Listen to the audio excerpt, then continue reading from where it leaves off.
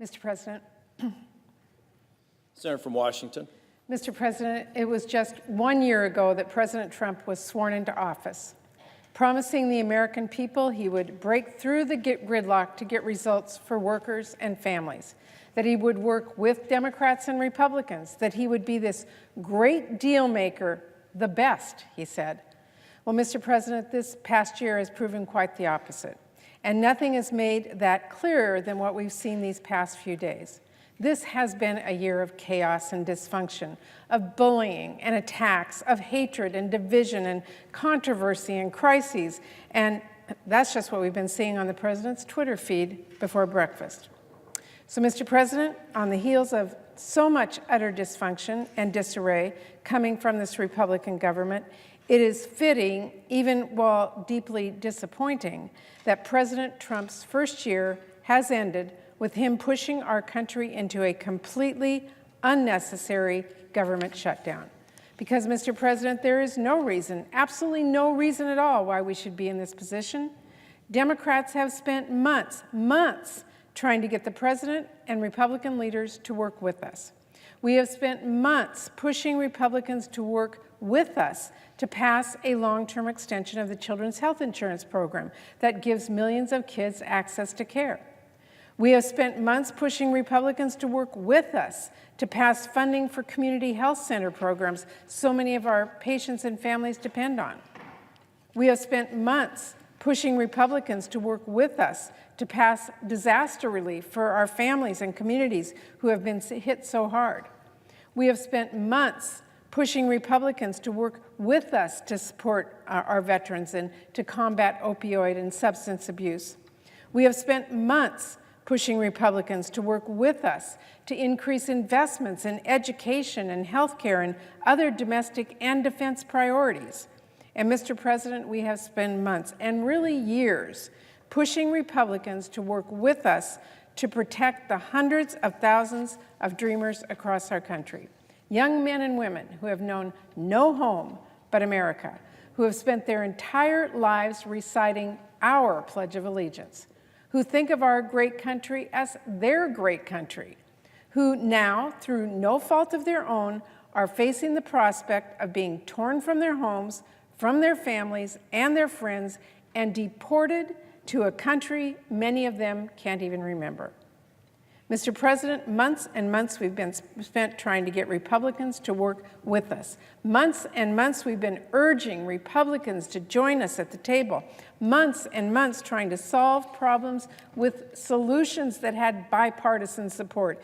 Democrats and Republicans were on the same page on all of these issues. And for months and months, President Trump and the Republican leaders have refused. They sat in their partisan corner. They ignored the Democrats and Republicans who wanted results, and they pushed us to the precipice and then right into this completely unnecessary shutdown. Mr. President, I know this has been discussed here on the Senate floor at length today, but it bears repeating. This shutdown is a choice made by Republicans, the party that controls the Senate, the House, and the White House. It is a choice made through their inaction, months and months of refusing to work with us.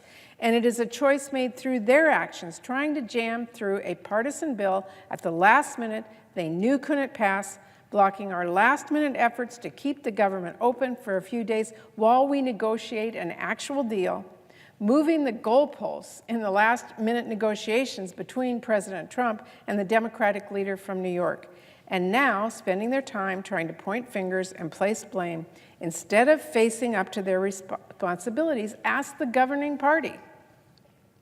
Mr. President, I know President Trump said this year that our country, quote, needs a good shutdown. Well, I hope he remembers what he said back in 2013, because back then President Trump said, and this is a quote, "Problems start from the top and they have to get solved from the top, and the president is the leader. And he's got to get everybody in a room, and he has got to lead." And he went on to say, and I again quote, "When they talk about the government shutdown, they're going to be talking about the President of the United States, who was president at that time. And that in a government shutdown," quote, "I really think the pressure's on the president."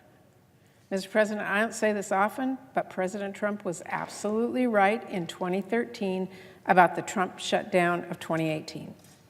President Trump is not the only one in the White House, but his Republicans who run the Senate and they run the House, all of them. The onus is on them to get this done, and they have a Democratic Party who is ready to work with them to get this done right. Now, Mr. President, before I close, I do want to make one final point, very much connected. This weekend is not just 1 year since President Trump's inauguration.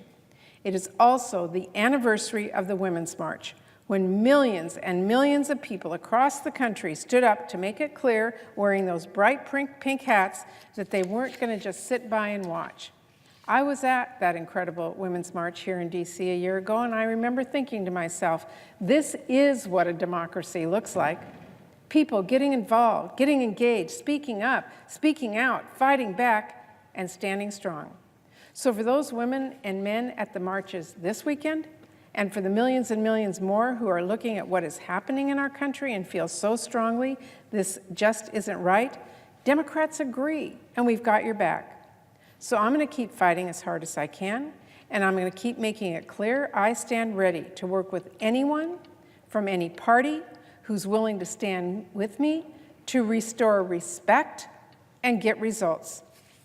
And I believe there are enough members on both sides of the aisle who are more focused on reaching out hands than pointing fingers, and we can get this done. We can reopen our government, we can address the many challenges facing the people we represent, and we can get back to doing the work the people we represent sent us here to do. Now, Mr. President, before I close, I do want to mention one thing. A number of my colleagues have been working hard to make sure our military and their families are protected no matter what. We have a bill, the Pay Our Military Act, that would do exactly that. My friend, the senator from Missouri, has been working so hard to get this done. I know my friend, the junior senator from Illinois, has as well. And so many of us believe this is the right thing to do right now at a time when there is uncertainty. Unfortunately, Mr. President, the Republican leader has blocked our efforts so far. I just want to say I am really hopeful he reverses course and allows us to get this done. It is the right thing to do, and it is the least we can do for the men and women who sign up to serve our country and protect all of us. Thank you, Mr. President. I yield the floor. And I suggest